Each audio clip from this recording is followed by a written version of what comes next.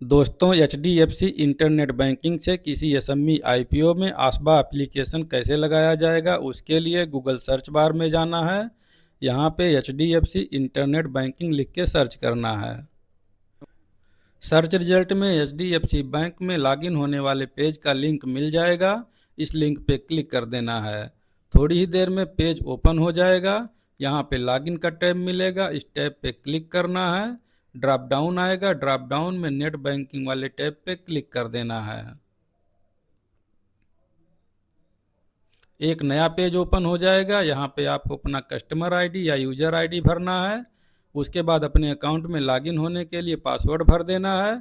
उसके बाद लॉगिन वाले टैब पे क्लिक कर देना है। अब थोड़ी ही देर में आप एचडीएफसी बैंक के अपने अकाउंट में लॉगिन हो जाएंगे। आपकी स्क्रीन पे इन्वेस्ट का ऑप्शन मिलेगा, इस पे क्लिक करना है। एक ड्रॉप डाउन आएगा, ड्रॉप डाउन में आईपीओ थ्रू एसबीए वाले ऑप्शन पे क्लिक कर देना है।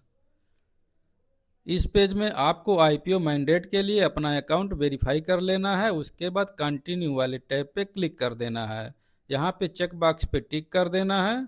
अब आपकी स्क्रीन पे टर्म्स एंड कंडीशन आ जाएगा, इसको पढ़ लेना है। उसके बाद क्लोज वाले टैब पे क्लिक कर देना है। उसके बाद कंटिन्यू वाले टैब पे क्लिक कर देना है। एक नए पेज पे रिडायरेक्ट होने के लिए आपके स्क्रीन पे मैसेज आ जाएगा, इसमें आपको कंटिन्यू वाले टैब पे क्लिक कर देना है।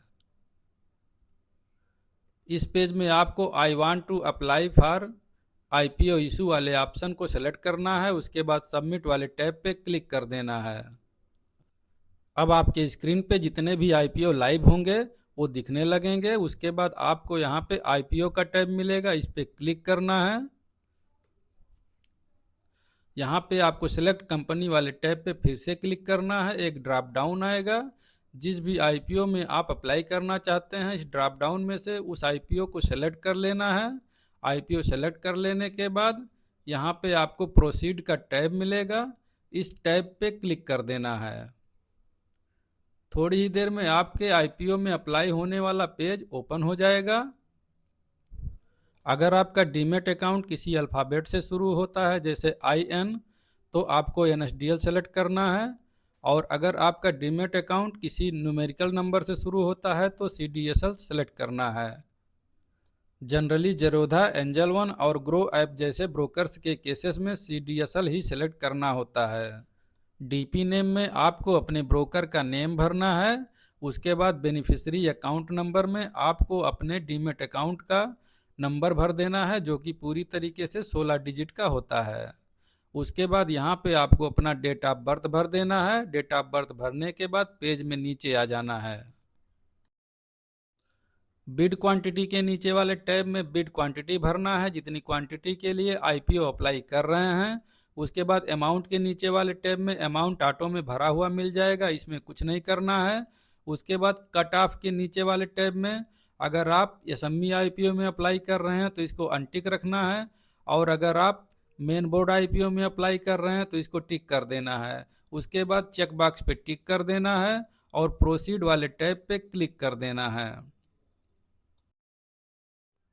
अब आपके स्क्रीन पे एक पॉपअप आएगा, इसमें ओके पे क्लिक कर देना है।